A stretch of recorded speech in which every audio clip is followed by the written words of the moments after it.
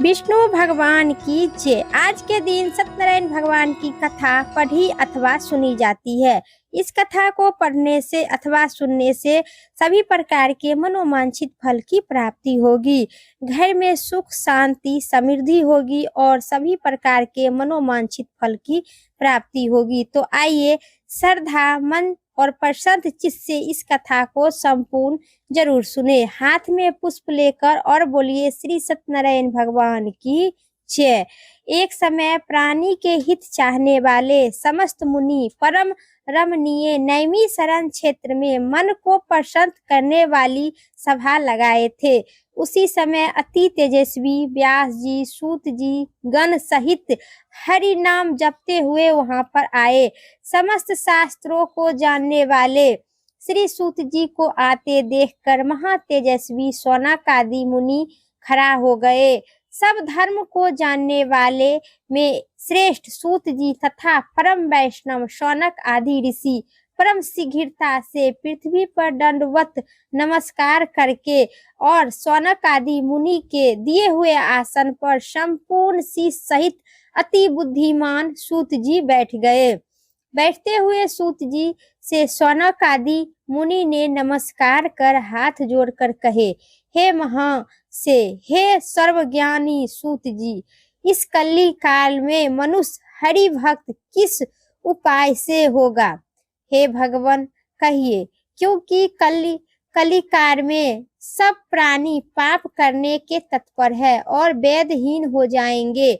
उनका कल्याण किस उपाय से होगा? इस कलयुग में मनुष्य प्राणों को धारण किए हुए थोड़ी आयु से वाले निर्धन और अनेक पीड़ा से युक्त पुण्य अति परिश्रम से होती है, जिससे कलयुग में कोई मनुष्य पुण्य न करेगा और पुण्य के नष्ट हो जाने पर सब मनुष्य पाप से विरुद्ध हो जाएंगे। तब इच्छुक ज्ञान वाले मनुष्य अपने सब वंश सहित नष्ट हो जाएगा। हे सूत जी, किस अति तरह परिश्रम से थोड़े धन और कुछ ही समय के पुण्य प्राप्त हो, ऐसा कोई उपाय हम लोग का वर्णन कीजिए। जिसके उपदेश से मनुष्य पुण्य पाप करता हो वह उनका भागी होगा। पुण्य के उपदेश देने वाला दयावान कपट रहित निष्पाप और निविरोधी, यह चार तरह के मनुष्य नारायण के समान होते हैं। इस संसार में ज्ञान होकर दूसरों को ज्ञान नहीं देता, उस पर ज्ञान रूपी परमेश्वर कभी प्रसन्न नहीं होते हैं। जो पुरुष रत्न रूपी ज्ञान से दूसरों को संतोष देता है, उन मनुष्य पर धारण किए हुए नारायण जानते हैं। हे महामते, ऐसा कौन व्रत है जिसको करने से मनुष्य की मनोवांछित फल की प्राप्ति होती है? वह व्रत हम लोगों को सुनने की बड़ी ही इच्छा है। हे मुनि श्रेष्ठ, आप वेद गाता है, आप ही जैसा दूसरा कोई नहीं है, दिखाई भी नहीं देता है, क्योंकि श्री वेद व्यास जी आप ही शिष्य है। सूत जी बोले, हे मुनि श्रेष्ठ, आप धन हो, तुम ही वैष्णव हो, तुम ही आगवान हो, कारण कि सब प्राणियों की सतदेव हित चाहते हो। हे शौनक सुनो, मैं आपसे उस उत्तम व्रत कहूंगा जिस व्रत को नारद जी ने श्री लक्ष्मीपति भगवान से पूछे थे और जिस प्रकार भगवान नारद जी से कहे थे। इति श्री विष्णु भगवान की जय हो। पहला अध्याय समाप्त हुई। एक समय नारद जी समस्त प्राणियों को हित की इच्छा से अनेक लोग घूमते घूमते मृत्यु लोक आ पहुंचे। वहां उन्होंने देखा कि सब प्राणी अनेक पीड़ा से युक्त और अनेक योनि में उत्पन्न होकर पाप कर्म दुख पा रहे हैं। यह देखकर विचार किए कि इन लोगों को दुख किस प्रकार दूर होगा। ऐसा मन में विचार करके नारद विष्णु लोक चले आए। वहां उन्होंने शुक्ल वर्ण चार भुजाएं, जिनके शंख चक्र गदा धारण किए हैं और वर्णमाला से सुशोभित देव नारायण है, उनको देखकर नारद जी स्तुति करने लगे। नारद जी बोले कि हे महाराज, आप वचन और मन से न कहे, धारण से योग आनंद शक्ति युक्त और निर्गुण आत्मा हो। हे महाराज, आप ही सब प्राणी की उत्पन्न करता और भक्तों को दुख को नाशक है।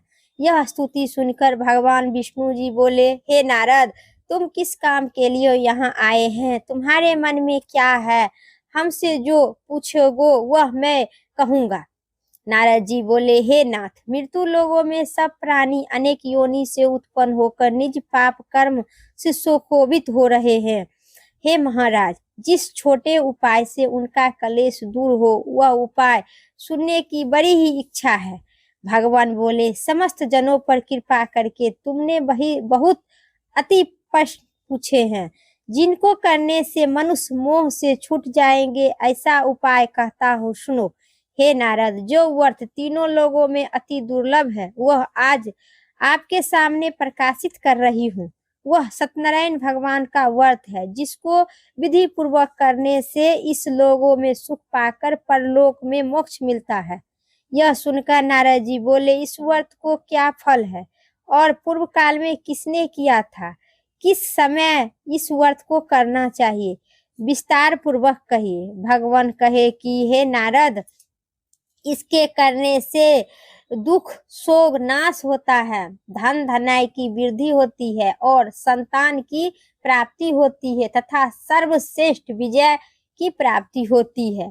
इस व्रत में मनुष्य भक्ति श्रद्धा युक्त किसी भी सैया काल में सत्यनारायण भगवान का पूजा करो और भाई बंधु तथा ब्राह्मणों के साथ धर्म युक्त सवा से नैवेद्य लगाकर भोग लगावे। केले का फल, घी, दूध और गेहूं का चूरमा लावे। गेहूं का चूरमा न हो तो चावल के चूरमा लावे। खरा अथवा गुड़ मिलावे। सवा पाव अथवा सवा सेर के हिसाब से मिलाकर भक्ति से सत्यनारायण भगवान का नैवेद्य लगावे। भाई बंधु के साथ कथा सुनकर ब्राह्मणों को दक्षिणा देकर सत्यनारायण भगवान का प्रसाद खाकर भाई बंधु के साथ नित्य गीत गाकर अपना अपना घर जावे। हे तदानंद, सब श्वेतागण सत्यनारायण भगवान का स्मरण करते हुए अपने अपने घर जाइए। इसी प्रकार व्रत करने से मनुष्य की मनोवांछित फल की प्राप्ति होती है। विशेषकर कलिकाल में पृथ्वी पर इससे बढ़कर दूसरा कोई उपाय नहीं है।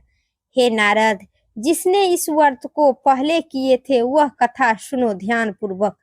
काशीपुरी में निर्धन सतानंद नाम का ब्राह्मण सुधा पिशाच से दुखित नित्य पृथ्वी पर भिक्षा मांगते थे और घूमते थे। ब्राह्मण प्रेमी भगवान सत्यनारायण दुखित ब्राह्मण को देखकर बूढ़े ब्राह्मण का रूप धारण कर भगवान ने दुखित ब्राह्मण को देखकर पूछने लगे, हे विप्तवर, आदर पूर्वक पूछे, हे विप्तवर, किस कारण आप पृथ्वी पर नित्य घूम रहते हैं?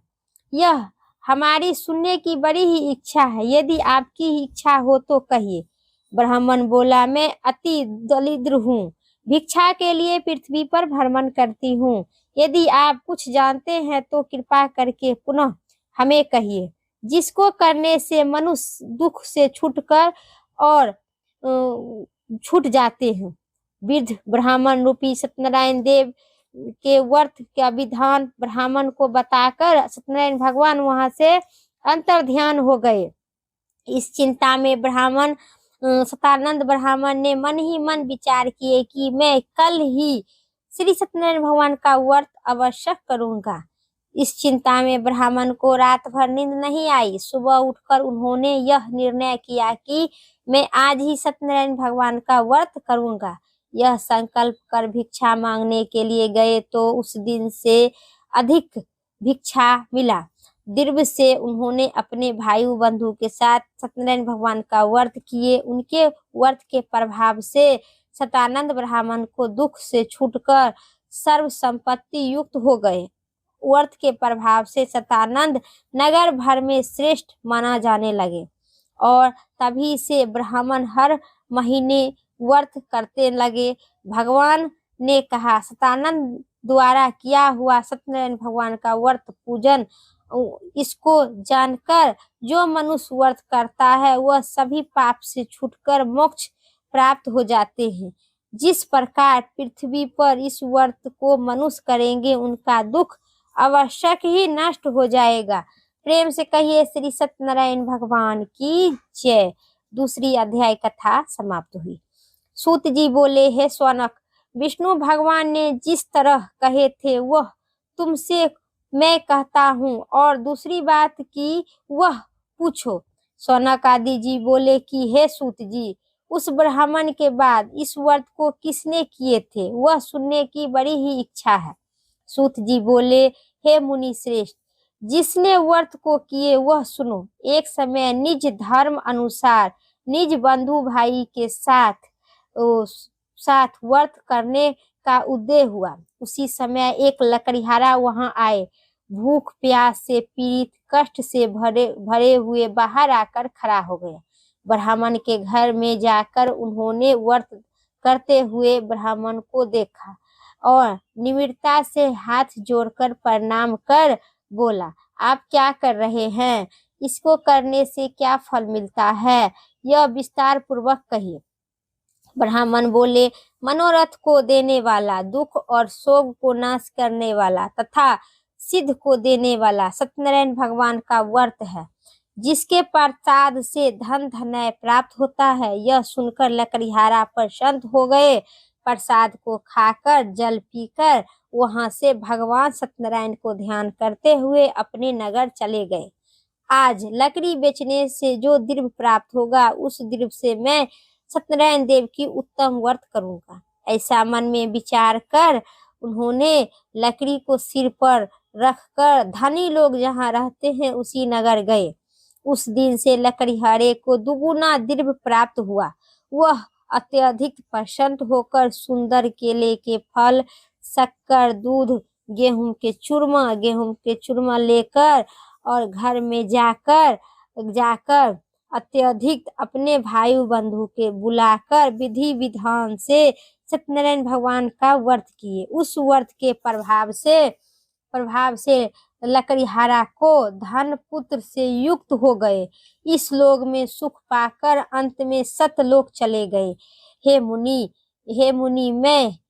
मैं और कथा कहता हूँ, उसको सुनो ध्यान पूर्वक। इति श्री सत्यनारायण भगवान की जय। तीसरी अध्याय कथा समाप्त हुई। सूत जी कहने लगे कि राजाओं में श्रेष्ठ उल्खा मुख नाम की जितेंद्र राजा थे। वह सतदेव मंदिर जाया करते थे। वह ब्राह्मणों को नित्य धन देकर संतुष्ट किया करते थे। उनकी कमल से दृष्ट मुख वाली प्रमुख पत्नी थी। वह अपनी स्त्री के साथ भद्रशिला नदी के तट पर सत्यदेव की पूजा करते थे। उस समय वहां एक बनिया आए। बनिया के लिए बहुत ही परिपूर्ण नाव को नदी के तीर पर लगाकर वहां पर उतर कर गए और वहां राजा को व्रत करता हुआ देखा।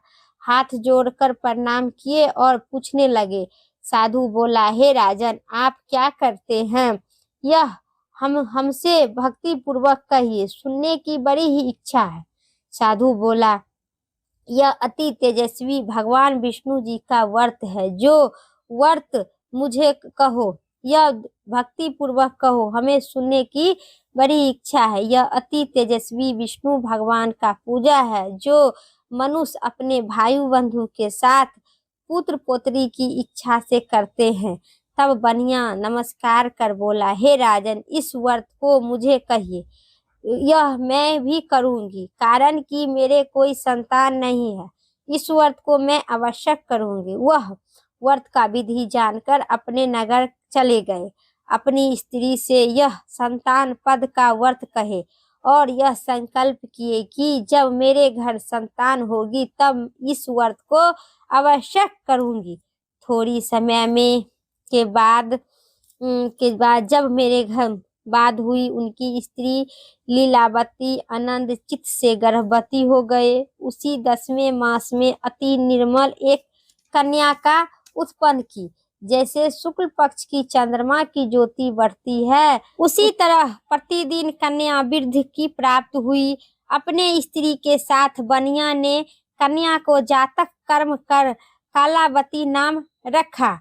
एक दिन लीलावती अपने स्वामी से मधुर वचन में बोली कि पहले के संकल्प का व्रत आप क्यों नहीं करते हैं? साधु बोला, हे प्रिय, इसके विवाह के समय इस व्रत को मैं अवश्य करूंगा। इसी प्रकार स्त्री को समझाकर बनिया बाहर चला गया। इधर कालावती पिता के घर घर निज बढ़ने लगी। एक दिन धर्म ज्ञान साधु बनिया ने सखियों के साथ खेलते हुए लड़की को विवाह के योग देखकर दूतों को बुलाकर कहा, विवाह के नियम कन्या के लिए योग वर खोज कर ले आओ। साधु की आज्ञा पाकर दूत कंचन नगर में गए। उस नगर में एक बनिया पुत्र को लाकर साधु के पास आए। उसने सुंदर गुणयुक्त लड़के को देखा। जाति भाई के साथ प्रसन्न चित्त मन से विधि पूर्वक अपनी कन्या का उस बनिया पुत्र के साथ विवाह कर दिए। भाग्यवश विवाह के समय भी व्रत साधु भूल गया। तब सत्यनारायण देव क्रोध हो गए। कुछ दिन बाद निज कर्म के अति चतुर साधु व्यापार की इच्छा से अपने दामाद को लेकर समुद्र के निकट रत्न सागर नाम नगर में चलकर व्यापार करने लगा। इसी समय सत्यनारायण स्वामी ने राजा को प्रतीक्षा से भ्रष्ट देखकर उनके श्राप दिया कि तेरे ऊपर बड़ा भारी दुख का पहाड़ टूटेगा। उसी दिन चोर ने राजा को सारा धन चुरा लिए और साधु की दशा को चुरा कर चला गया। और साधु के निकट आकर राजा के धन को देखा तो साधु को बांधकर आनंद चित्त से राजा के निकट ले गया और बोला कि हे राजन, 2-4 लाए हैं, इसको देखकर आज्ञा दीजिए। राजा ने साधु को देखकर अविचार से आज्ञा दे दिया। फिर तो दूत ने उन्होंने खूब बांधकर बंदी खाने में बंद कर दिया। इति श्री बोलिए श्री सत्यनारायण भगवान की जय। चौथी अध्याय कथा समाप्त हुई। सूत जी बोले, सत्यदेव की माया से चंद्रकेतु राजा ने उन बनिया को वचन को कुछ भी नहीं सुना, उनका सब धन ले लिया। श्री सत्यनारायण भगवान के श्राप से साधु और दामाद के घर पर स्त्री बड़ी दुखी हो गए। चोरों ने घर का धन भी चुरा लिया। अधिवैधि पीड़ित और भूख प्यास से लीलावती अन्न के लिए चिंता में घर घर घूमने लगी और कालावती कन्या की नित्य ही घूमने लगी।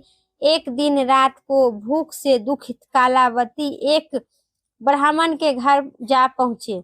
वहां सत्यनारायण भगवान का व्रत को देखकर कथा को सुन लिया, निज मनोरथ को मांगी और प्रसाद को खाकर कुछ रात पर अपने घर आई। तब माँ लीलावती अपनी कन्या को धिक्कारने लगी, हे पुत्री, इतनी रात तक तुम कहाँ रहती हो? तेरे मन में क्या है? तब कन्या माता के सत्य वचन बोली, हे माता, मनोरथ की परिपूर्ण करने वाली सत्यनारायण भगवान का व्रत को ब्राह्मण के घर में देखी हूँ। लीलावती कन्या कालावती को वचन सुनकर सत्यनारायण भगवान का व्रत करने के लिए उद्यापन की। पतिव्रता साधु स्त्री अपनी कन्या सहित भाई बंधु के साथ सत्यनारायण भगवान का व्रत किया। उसने सत्यनारायण भगवान से दीर्घ मांग कर, और हे सत्यनारायण भगवान, हमारे पति और दामाद को अपने घर जल्दी भेज दे। मेरे पति और दामाद को अपराध को आप क्षमा करने योग्य है, अतः आप क्षमा कीजिए। इससे सत्यनारायण स्वामी संतुष्ट हो गए और चंद्रकेतु राजा के स्वप्न में कहे कि हे राजन, कल ही सवेरे इस बनिया सज्जनों को छोड़ देना और उनका धन भी जो लिया है तुमने सो दे देना। वह नहीं तो तुम्हारा धन पुत्र सहित तेरा राज नष्ट कर दूंगा। यह बात राजा ने जानकर सत्यनारायण प्रभु अंतर्ध्यान हो गए। तब प्रातः काल के समय राजा निज जनों के साथ सभा में उपस्थित हो गए। मंत्री जनों से यह अपना स्वप्न सुनाकर राजा को बंदी ग्रहों से बनिया को शीघ्र ही छोड़ दिए। ऐसा आदेश दिया। यह सुनकर दूत लोग बनिया को बंदी खानों से छोड़कर राजा के निकट ले आए और विनय युक्त वचन बोले, हे महाराज, आप इन दोनों बनिया को बंधनों से छोड़ लिए हैं, आपकी क्या आज्ञा है। उस दोनों महाराज चंद्रकेतु को नमस्कार पूर्वक वीरता का स्मरण करते हुए राजा चंद्रकेतु ने साधु तथा दामाद को कुछ भी नहीं कहे। बनिया पुत्र को देखकर राजा आदर से बोला, हे भागवश, तुमने बड़ा दुख मिला है, तुम लोगों को भय न करना। इस प्रकार राजा ने कहकर उन दोनों को हाथ पैर की हथकड़ी बेड़िया हटवाकर स्वरक्ष कर्म कराकर फिर वस्त्र आभूषण देकर दोनों बनिया को और राजा को नमस्कार कर और कहा कि आपकी कृपा से मैं अभी अपनी घर जाती हूँ। सूत जी बोले, प्रजा पालन के तत्पर एक तुझध्वज नाम का राजा थे, जिसने सतदेव को प्रसाद को त्यागने से अति दुख पाए। एक दिन उसने वन में जाकर मृग इत्यादि अनेक पशु को मारा और पीछे जाकर बट वृक्ष के नीचे श्री सत्यनारायण देव की पूजन देखा, जिसको गोप लोग भाई बंधु से संतुष्ट चित्त से करते थे। अहंकार से राजा न वहां गया और न सतदेव भगवान को प्रणाम किया। जब गोप राजा को प्रसाद देने के लिए आए तो राजा ने प्रसाद भी नहीं लिया। तब वे गोप वहां प्रसाद रखकर और वहां से चले गए। राजा ने प्रसाद का अनादर किया। इसी तरह प्रसाद को अनादर करने से राजा अति दुख पाया। उस राज्य में धन धनाय भी नष्ट हो गया।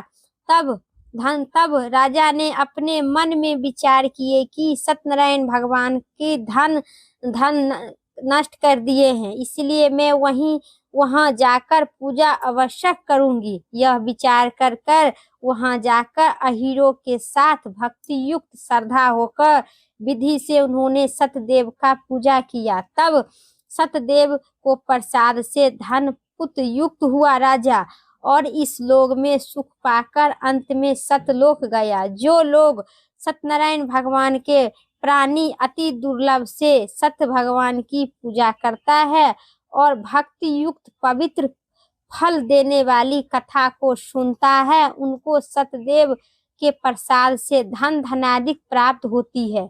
दरिद्र धनवान पाते हैं, कैदी छूट जाते हैं, भाग्य से छूटते हैं, इनमें कोई संदेह नहीं है।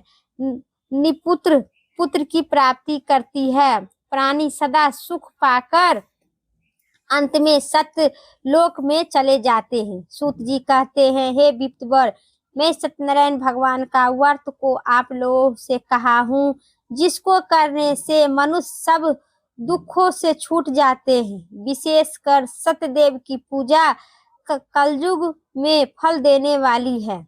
उन्होंने कही कली काल में कोई सत्य, कोई परमेश्वर, कोई सत्यनारायण भगवान और कोई सतदेव कहते हैं।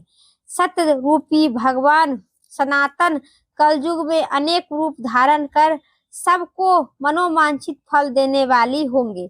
हे मुनि श्रेष्ठ, जो प्राणी इसको कथा को पढ़ता है अथवा सुनता है, उनके संपूर्ण पाप सतदेव के प्रसाद से नष्ट हो जाते हैं, इनमें तनिक भी संदेह नहीं है। प्रेम से कहिए श्री सत्यनारायण भगवान की जय। आज इस वीडियो में आप श्री सत्यनारायण भगवान की संपूर्ण कथा समाप्त हुई। साथ ही सुनिए आरती विस्तार पूर्वक। ओम जय लक्ष्मी रमुना, स्वामी जय लक्ष्मी रमुना, श्री सत्यनारायण स्वामी जनिपात की हरिना। ओम जय लक्ष्मी रमुना, रत्न छत्र सिंहासन अद्भुत छवि राजे, नारद करत निरंजन घंटा ध्यानी बाजे। ओम जय लक्ष्मी रमुना, प्रगट भय कली कारण। दीज को दरस दियो हो स्वामी, दीज को दरस दियो। बूढ़े ब्राह्मण बनिकर कंचन महल की। ओम जय लक्ष्मी रमुना दुर्लभ भीर कठोर। जिनि पर कृपा करी चंड चूंड की राजा, तिनकी विपत्ति हरि। ओम जय लक्ष्मी रमुना वैश्य मनोरथी पायो। श्रद्धा तज दी हो सो फल भोग, प्रभु जी की स्तुति तब कीन्हा। ओम जय लक्ष्मी रमुना भाव भक्ति के कारण, छिनि छिनि रूप धर श्रद्धा धारण। कीन्हा तिनके काज सरो। ओम जय लक्ष्मी रमुना ग्वाल बाल संगी राजा, वन में भक्ति करी हो बाबा स्वामी। वन में भक्ति करी मनोवांछित फल दी हो, दीन दयाली हरि। ओम जय लक्ष्मी रमुना चढ़ती प्रसाद सवाया, कदली फल नेवा धूप दीप तुलसी से राजित सत्य देवा। ओम जय लक्ष्मी रमना श्री सत्यनारायण भगवान जी की स्वामी। जो कोई आरती करे है स्वामी, जो कोई आरती करो कहति शिवानंद स्वामी। सुख मनोवांछित फल पावे। ओम जय लक्ष्मी रमुना स्वामी, जय लक्ष्मी रमना। प्रेम से कहिए श्री सत्यनारायण भगवान की जय। मेरा कथा संपूर्ण समाप्त हुई। उम्मीद करते हैं आप सभी को इस कथा पसंद आई, तो कमेंट बॉक्स में श्री सत्यनारायण भगवान की जय लिखना न भूले। और चैनल पर पहला बार आए हैं तो सब्सक्राइब करके बेल आइकन प्रेस जरूर करें।